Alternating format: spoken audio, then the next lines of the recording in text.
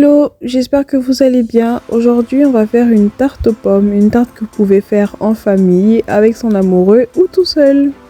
Pour commencer, nous aurons besoin d'une pâte brisée que vous pouvez retrouver à Auchan, Carrefour et autres, de quelques pommes, 3 ou 4 à votre convenance, et d'une compote de pommes, un peu de sucre en l'occurrence. Je vais commencer par éplucher mes pommes, sans oublier de retirer le milieu.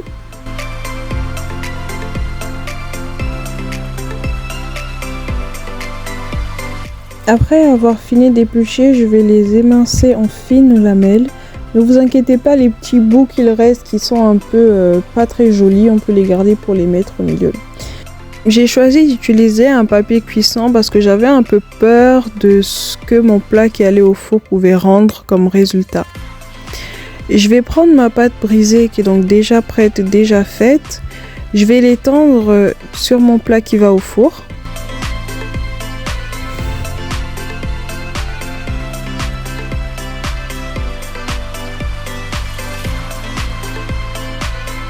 Je vais bien faire attention à ce que ma pâte soit bien collée au niveau du fond et je vais appuyer sur les côtés. J'ai la chance d'avoir un plat qui va au four qui est quand même assez dentelé, ce qui fait que je vais facilement enlever la pâte, le surplus de pâte que je vais plus tard réutiliser. Je vais alors piquer ma pâte pour que l'air circule bien et que la cuisson se fasse homogènement et surtout de partout. Après ça, je rajoute ma compote de pommes.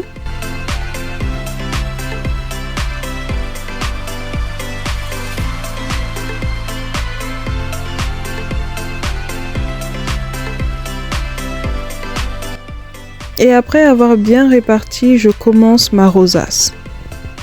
Je vais d'abord tourner d'un sens, puis tourner de l'autre pour avoir un résultat bien plus joli. Mais vous pouvez le faire à votre convenance. Guys, surtout n'oubliez pas de vous abonner à la chaîne, de laisser un pouce bleu et d'activer la cloche de notification pour ne rater aucune vidéo. J'essaye de mettre les plus jolis sur le côté et vous remarquez qu'après avoir découpé vos pommes, vous avez toujours ces petits morceaux qui restent, vous ne savez pas quoi en faire. Et ben c'est à ce moment-là qu'on les prend, on les met au milieu et on recommence avec la rosace d'un côté, d'un sens ou de l'autre à votre convenance. J'ai choisi de disposer mes pommes ainsi, mais vous pouvez les faire un peu plus resserrées, comme un peu plus ouverts, ça dépend vraiment de vos goûts, de vos choix. Après avoir bien disposé mes pommes d'un sens, d'un autre et de l'autre, je vais alors commencer à mettre mon sucre roux pour avoir un côté un peu plus marrant. Je sais que d'autres personnes rajoutent du beurre, mais comme j'ai dit, c'est à la convenance de chacun. On dit en cuisine que rien ne se perd, tout se transforme et s'améliore. Je vais prendre le surplus de pâte que j'avais et je vais essayer de faire des petits triangles pour pouvoir recommencer à me faire soit des croissants aux pommes ou alors me faire des croissants simplement. Mais ce sera le sujet d'une autre vidéo qui arrivera très bientôt sur la chaîne. J'enfourne mon plat à 220 degrés, soit thermostat 7, pour 20 voire 25 minutes à votre convenance.